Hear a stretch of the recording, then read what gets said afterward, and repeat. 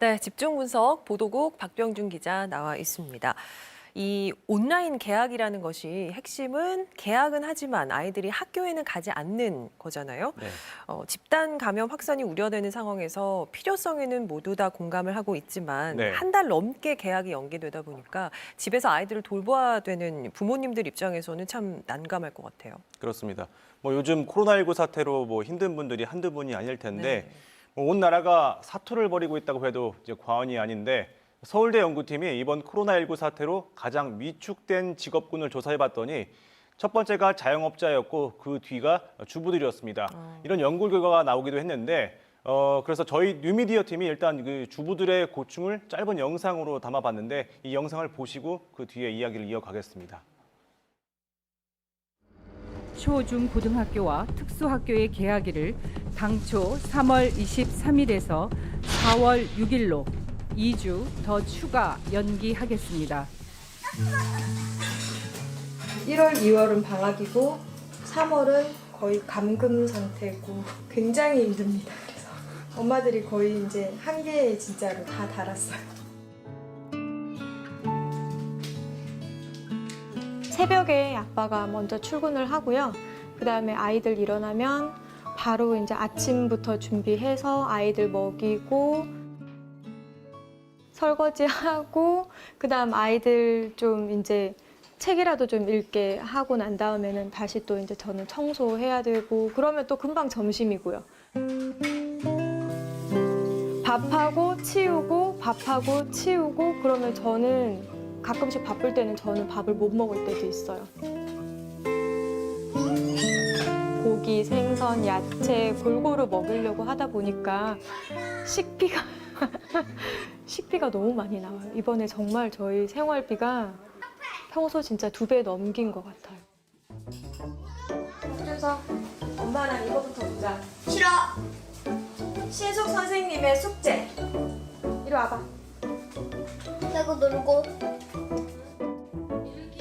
여느 때 방학 같으면은 아이들하고 이제 체험도 가고 박물관도 가고 나들이를 가면서 시간이 또 굉장히 또 빨리 가요. 근데 요즘은 이제 그게 일체에 다 막혀 있잖아요. 그러니까 도서관도 못 가고 모든 박물관, 체험 시설 이게 아무데도 못 가고 이제 집에만 있다 보니까 집도 계속 어질러지고 너무 애들하고 같이 있는 스트레스가 이제 오는 거예요. 막 애들이 놀면서도 시끄럽고 싸우면서도 시끄럽고, 네, 그 이제 같은 공간에 이제 갇혀 있는 느낌.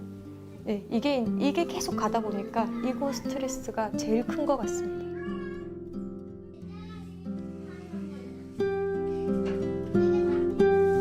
마음의 이제 스트레스를 좀 덜 받게 하기 위해서 굉장히 노력하고 있습니다. 의식적으로 이제 좀 즐거운 노래도 듣고요.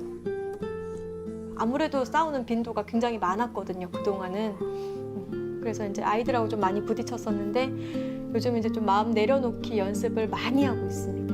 네, 아주 많이.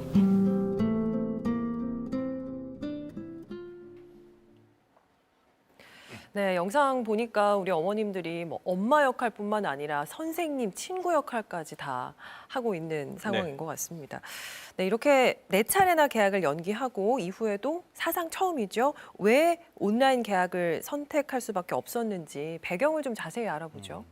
결론부터 말씀을 드리면요. 아직 그 아이들의 감염 우려가 낮지 않고요. 또 학교를 매개로 한 지역사회 전파 가능성이 여전히 높기 때문입니다. 정부는 4월 6일 개학을 앞두고 국민 여론을 수렴을 했는데 개학이 부적절하다는 의견이 70% 이상에 달했고 또 방역 전문가들도 같은 의견이었습니다. 하지만 무작정 개학을 연기할 수는 없다 보니까 온라인 개학 말고는 사실상 선택지가 없었던 것으로 보입니다. 학교는 매일 학생들이 모였다가 각 가정으로 흩어지는 특성상 한 명이 감염이 되면 급격하게 지역사회 전체로 전파될 수 있는 경로가 될 수 있는데요. 그렇죠. 현재 165개국의 학교가 휴업 중이고 또 전 세계 학생의 87%인 15억 명의 학생들이 등교를 하지 않고 있는 이유가 여기에 있습니다.